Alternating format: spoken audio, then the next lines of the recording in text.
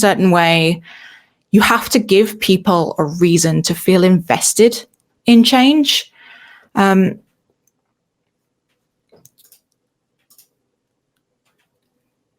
here, feeling useful in my job is a really important thing for me.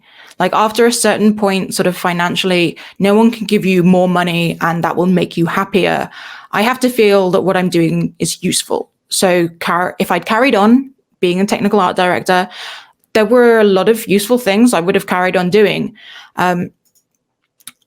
But there were things that I couldn't do because of processes, because you're one department in many. And it can be hard to sort of change takes a long time. So while I think a lot of studios are improving, or at least they're thinking about improving, and definitely where I was working, they were trying to put in processes of thinking about employee welfare. I felt that I could make a bigger change going off and starting Teaselcat. I could do something that I wouldn't be able to do at a large studio. As an independent developer, I don't want to just make games for the sake of it. Where I am in my life and my career means that success for me is releasing a game that appeals to people who feel they don't have a huge range of games that are sort of aimed at them right now. It's being able to create something from my own interests, from my experiences as female, queer, and mixed race, something I'd have less creative control with working at a larger studio. And I want to build an inclusive studio where other people with different ideas and diverse ranges of ideas can come together and build new and exciting games and have the space and support to do the best job that they can without sort of bureaucracy, without hierarchy. And because I'll be a better developer for having other people's ideas and skills contribute to work I care about. And I can build an environment that allows the team to define the kind of game we create. It's very different from my previous success of being a really great technical artist, but it makes me feel useful. I'm still very pragmatic about what success as an indie developer looks like for me. Like, I'm not going to take 6 years to complete a project. Part of that would be because I just get bored and hate it after a while. I'd need to complete something. And also I'd feel that it wasn't what I set out to achieve. This is still my job and it needs to be financially viable. And that looks flexible to me. So I don't need to sell 100,000 copies. If I cover my costs and have enough money to start the next project, that's a success. Making enough money to hire full-time staff is even more of a success. And that's different from what success would look like to someone starting a game studio who might have less experience, and it's more critical for them to release a game soon and learn from that entire process.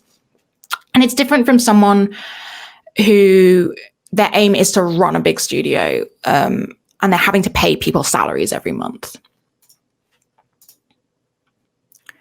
And my third goal, live comfortably. This one I had to sort of learn early on how to negotiate and know sort of what was comfortable salary for me. And I think that's important to know what you're worth so that you can sort of make those life decisions about, do I want to buy a house? Where do I want to settle down? Yeah.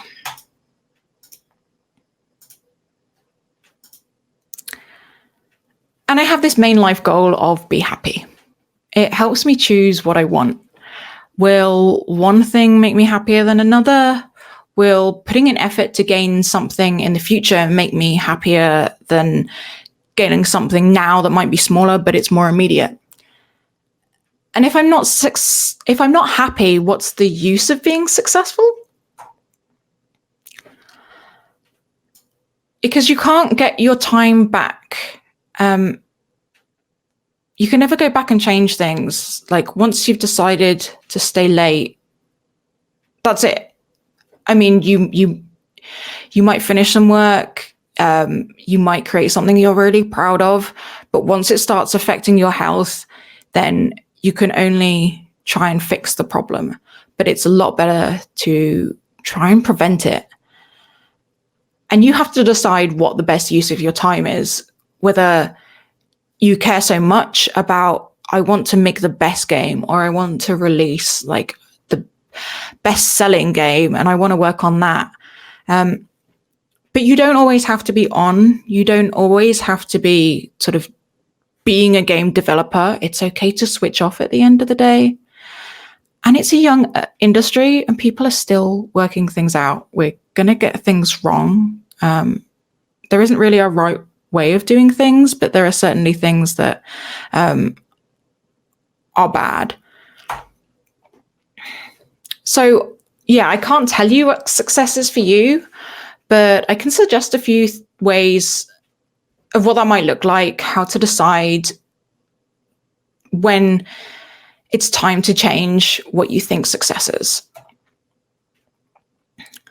Your goals can and will change, and it's not a failure to change what you want. Even if that means giving up on your dream, dreams can change. We discover new things, new ideas all the time. We can realize that actually what we originally wanted wouldn't make us happy, or that something else would make us more happy. This could be something new that we've discovered, or it could be just a reevaluation based on new knowledge, experience, or a change in priorities. When you start in the industry, you don't know what every single job role involves. So you might decide you want to change career path. You might decide you want to start a family. Goals and responsibilities will change throughout life. And this changes the priority of different things and what achievements are important to you.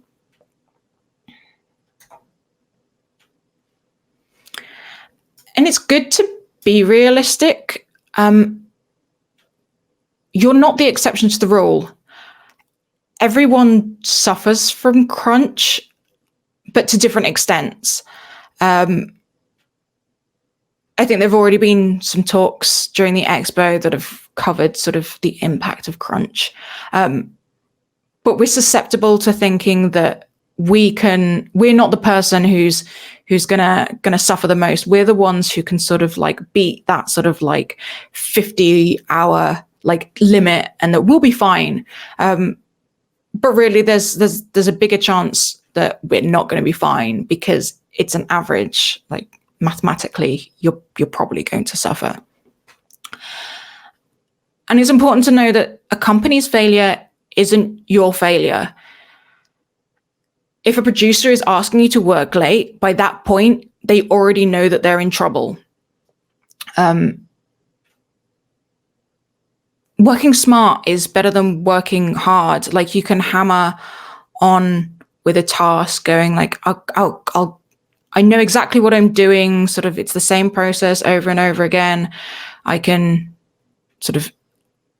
just complete this in a couple of days. Whereas taking sort of like an hour to sort of sit back and go, actually, how do I improve this process? Or if I go and talk to another department, can I do this in a more efficient way?